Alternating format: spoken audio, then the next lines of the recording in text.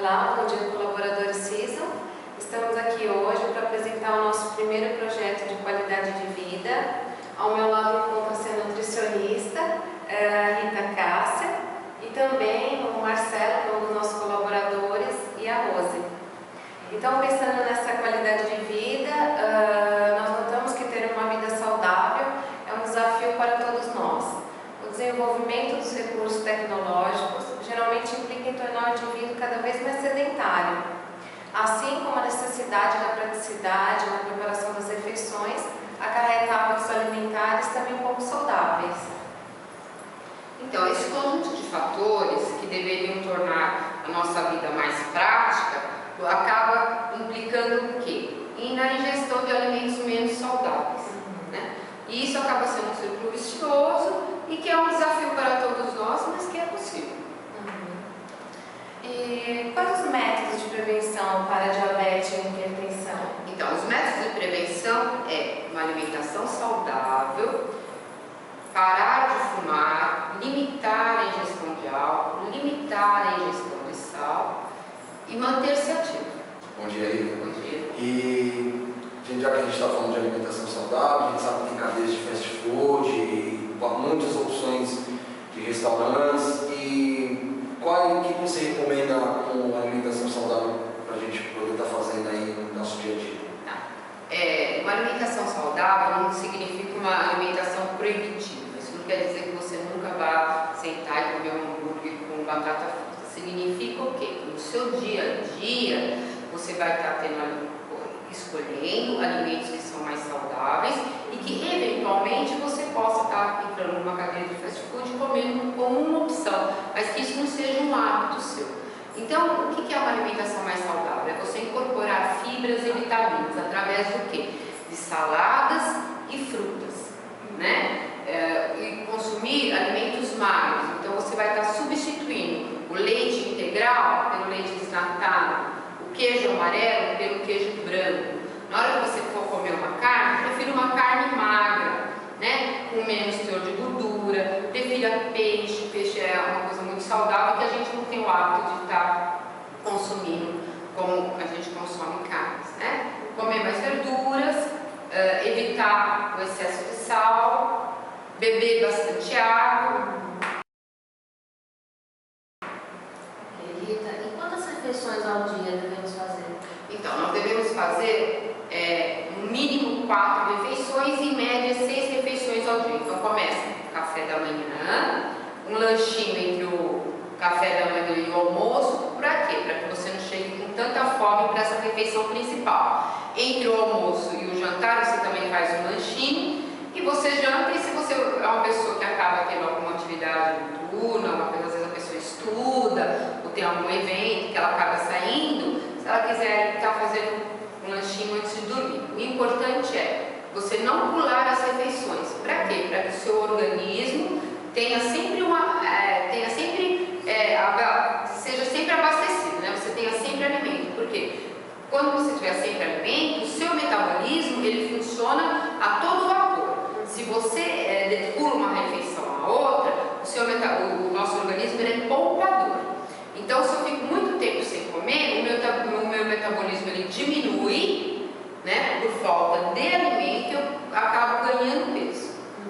Então, se eu como de 3 em 3 horas, o meu organismo entende que toda hora tem alimento e ele vai estar funcionando de forma adequada.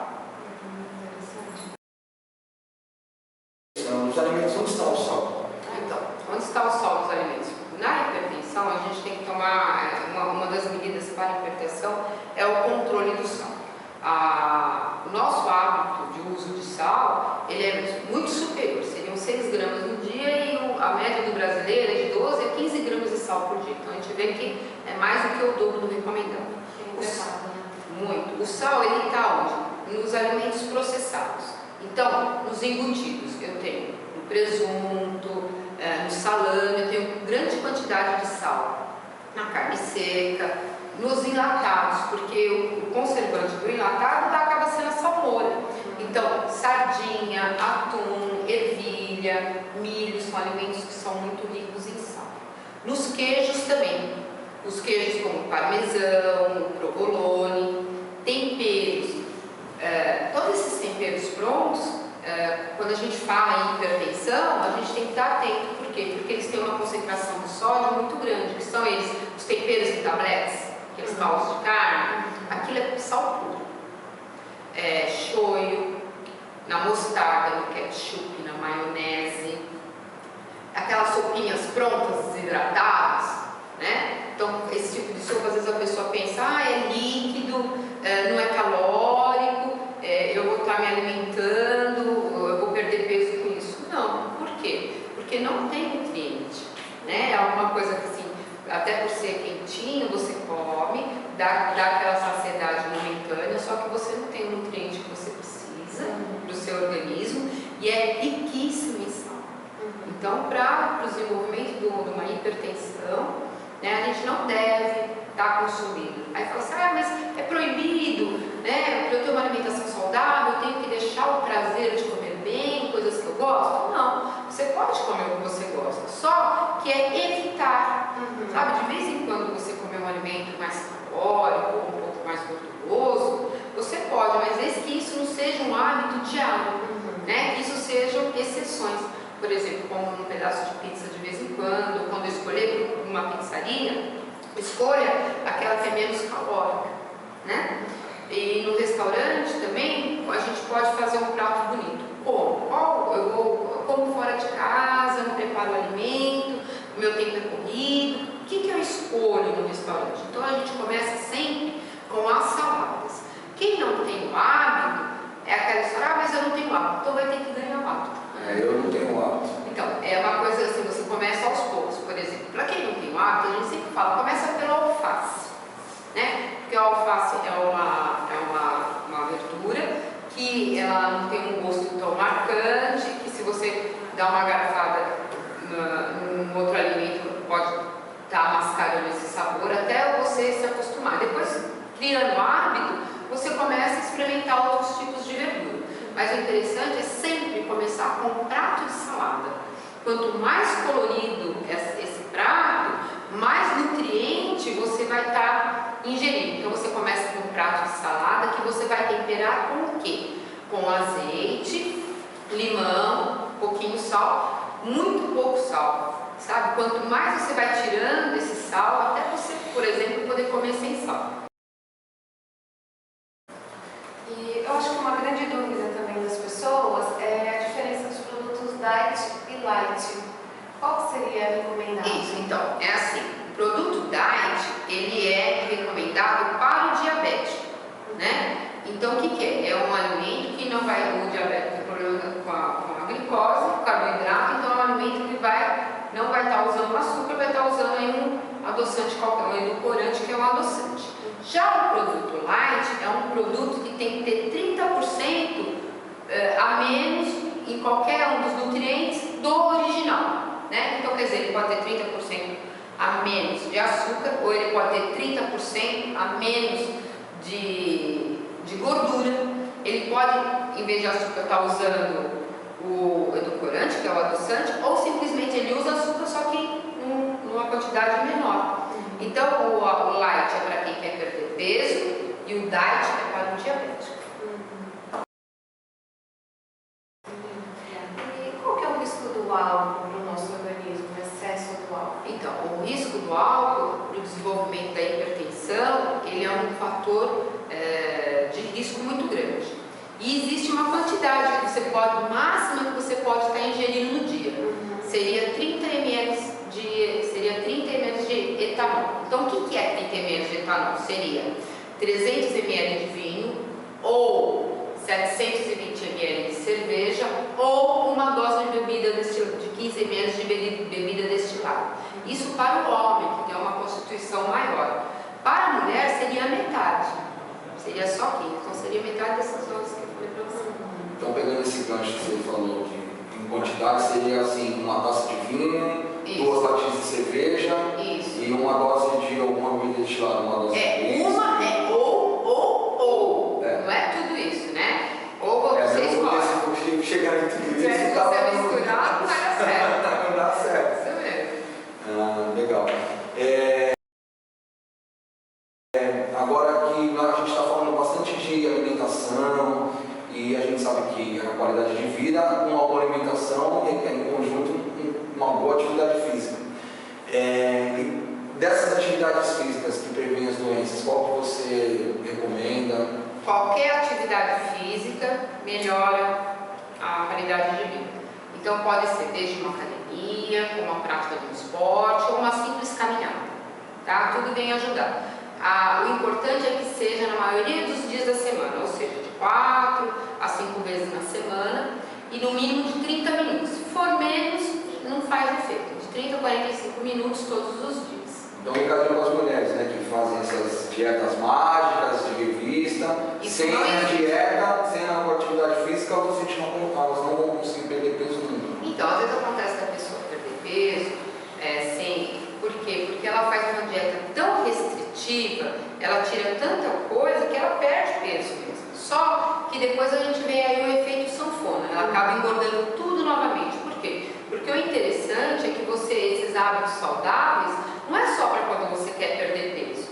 Você quer melhorar a qualidade de vida, você quer ter expectativa de vida, você quer, hoje a gente vê a população chegando aí aos 70, 80 anos, não é? Todo mundo quer viver mais, mas você quer viver, você quer chegar aos 80 anos, mas com saúde, não é? Para chegar com saúde, a gente tem que ter a reeducação alimentar, que seria incorporar isso que eu falei, esse exemplo que eu dei para você de almoço, incorporar no dia a dia. Se você diminui quantidade, mas come corretamente, você vai perder peso e manter esse peso ao longo da vida. Então, uma atividade física praticada apenas aos finais de semana não é uma proteção, não, porque a atividade física apenas no final de semana, ela entra como lazer, você está fazendo um exercício, só que ela não entra como medida preventiva. Para ser preventiva tem que ser no maioria dos dias da semana 30 minutos.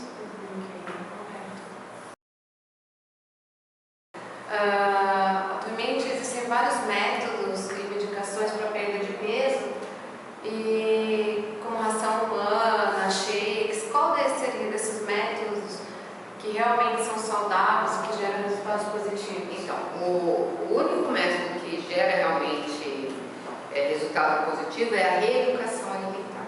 Por quê? Porque ela vai ser uma coisa para o resto da vida e uma coisa que você vai comer, porque comer é prazer. Você vai comer para sempre. O shake, no caso, você está substituindo uma alimentação. Não é o mesmo, você não toma um shake com o mesmo prazer que você saboreia um prato, com uma carne, com um arroz, com uma salada, não é verdade? Então, às vezes a pessoa acaba recorrendo ao shake e o que acontece depois? Ela vai perder peso, porque ela está substituindo uma refeição, então ela está ingerindo menos calorias. Ela vai perder peso? Vai. Só que assim que ela parar de tomar o shake, então ela não toma shake o resto da vida, assim que ela parar de tomar o shake e voltar a comer, ela acaba engordando novamente. E a ração humana, ela é interessante em termos de fibras, né? A nossa refeição ela acaba sendo muito pobre em fibras. Só que onde que eu vou pegar fibras? Eu posso comer, por exemplo, frutas e verduras, eu tenho as fibras. A ração humana não é algo que acrescente sabor. Ela acaba sendo um suplemento. Você, em vez de comprar uma ração humana, o que você pode estar? Você pode estar comprando uma granola e colocando no iogurte, né? Um iogurte desnatado, que você também pode trazer na empresa e comer o iogurte com um pouquinho de granola. Falando agora em laticínios, é sempre bom lembrar da gente trocar o leite integral pelo desnatado, trocar o queijo amarelo, quanto mais amarelo, mais gordura tem esse queijo, pelo queijo branco, que você está cortando calorias, que vai ajudar na manutenção do peso, e também cortando gorduras, que as gorduras vai estar aí levando ao ganho de peso, a um colesterol elevado, maior chance de problemas cardiovasculares. Ok. Obrigada pela presença hoje conosco. Obrigada, Marcelo. Obrigado, Marisa. Obrigado, Deus. Obrigado, Rita. Eu queria agradecer o convite e queria dizer que muito interessante você estarem com essa preocupação com a qualidade de vida dos colaboradores. Hoje a gente vê cada vez mais as empresas estarem conscientes disso e está querendo ajudar, né? Então, parabéns a vocês. Obrigada. Obrigada. Obrigado.